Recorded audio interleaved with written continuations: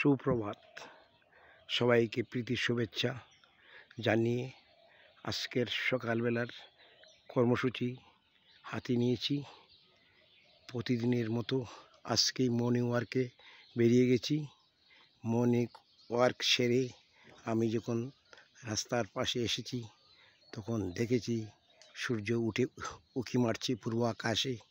বাহ, সুন্দর দৃশ্য, অপরূপ দৃশ্য সূর্যের। এই সূর্য আমাদের মানব শরীরে খুবই প্রয়োজন। সুস্বাস্থ্যের জন্য মানব শরীরে ভিটামিন ডি এর ভূমিকা খুবই গুরুত্বপূর্ণ।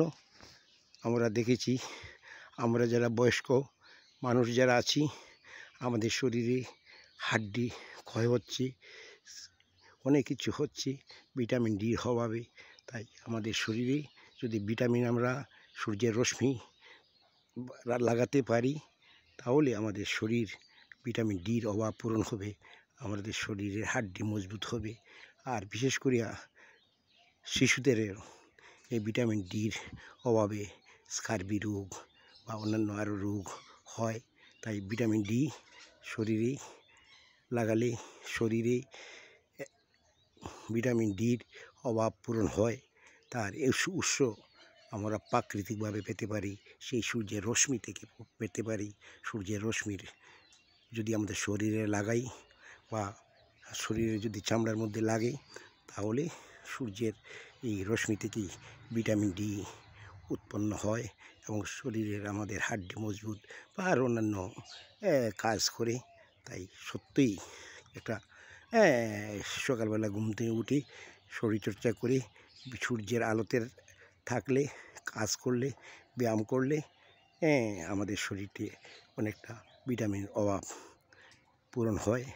শাক সবজিতেও ভিটামিন ডি আছে। আমরা সেই শাক সবজির এক প্রাণীজ খাদ্য, প্রোটিন জাতীয় খাদ্য শাক সবজি, প্রচুর পরিমাণে ভিটামিন আছে ডি। ডাক্তারের পরামর্শ অনুযায়ী আমরা সেইগুলা খাদ্য ব্যবহার করব।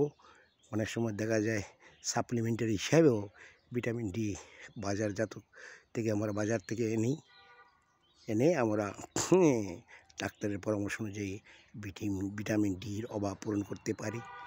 তাই আসুন বন্ধুরা, আমরা ভোরে উঠি, মর্নিং ওয়াক করি, সূর্যের আলোর রশ্মি আমরা কাজে লাগাই। সূর্যের আলোতে 7টা রশ্মি আছে, আপনারা সবাই জানেন, আমিও জানি যে বেনি আশোকলা বলা হয়, এটাকে বলা হয় আল্ট্রাভায়োলেট রশ্মি। সেই সূর্যের রশ্মিগুলো যদি আমাদের শরীরের মধ্যে লাগে তাহলে শরীরে আরও বিভিন্ন রোগ থেকে আমরা কিন্তু রক্ষা পেতে পারি। তাই ধন্যবাদ।